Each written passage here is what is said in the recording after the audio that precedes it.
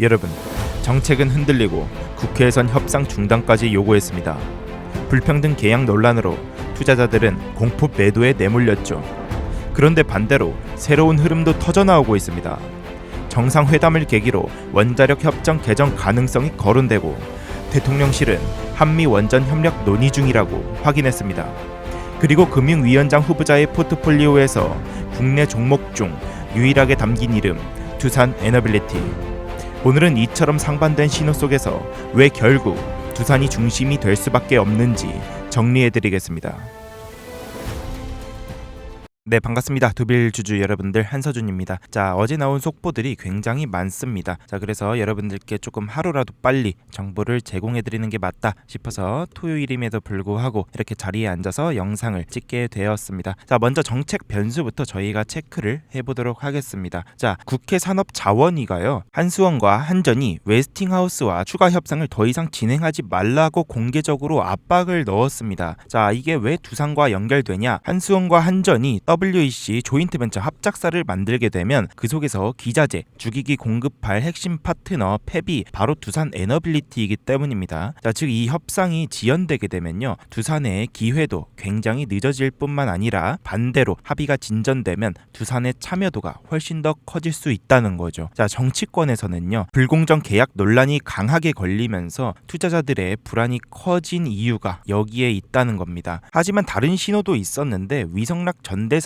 정상회담을 계기로 해서 협정 개정을 모색할 수 있다라고 언급을 했습니다. 자, 이 협정은요, 사용 후 해결료 있죠. 해결료 재처리와 농축 문제를 제한하고 있기 때문에 원전 확대에 큰 족쇄로 불렸었습니다. 자, 만약 이 문제가 풀리게 되면 원전 확대의 명분이 확실해지게 되는 거고요. 대통령실도 한미 원전 협력 논의 중인데다가 다양한 아이디어가 오고 가고 있다고 밝혔습니다. 즉, 국내 정치 리스크는 있지만 국제적인 레벨에서는 오히려 해법이 논의되고 있는 거죠. 자, 여러분, 투자라는 게 이렇습니다. 자, 가까이서 보면은 불확실성이 굉장히 가득하지만 멀리서 보면 오히려 큰 판이 깔리고 있다는 걸 여러분들도 느끼셔야 됩니다. 마치 집 앞길은 공사 때문에 막혀 있어도 고속도로는 이미 뻥 뚫려 있는 것처럼 이 단기적인 노이즈만 조금 해결된다면 여러분들 두산 에너빌리티 주가는 대세 상승이 나올 수도 있다는 뜻입니다. 이 정책 리스크만 보면 굉장히 불안하지만 그 너머를 보면 두산 같은 기업이 반드시 필요한 이유가 보입니다. 자, 이 흐름, 여러분들의 투자 방향성에 대한 관점을 놓치고 싶지 않으시다면 지금 바로 구독과 좋아요 한 번씩만 눌러주시길 바라겠습니다. 지금 한서준의 투자로그 구독자가 734명입니다. 자, 근데 만약에 1000명 정도 됐을 때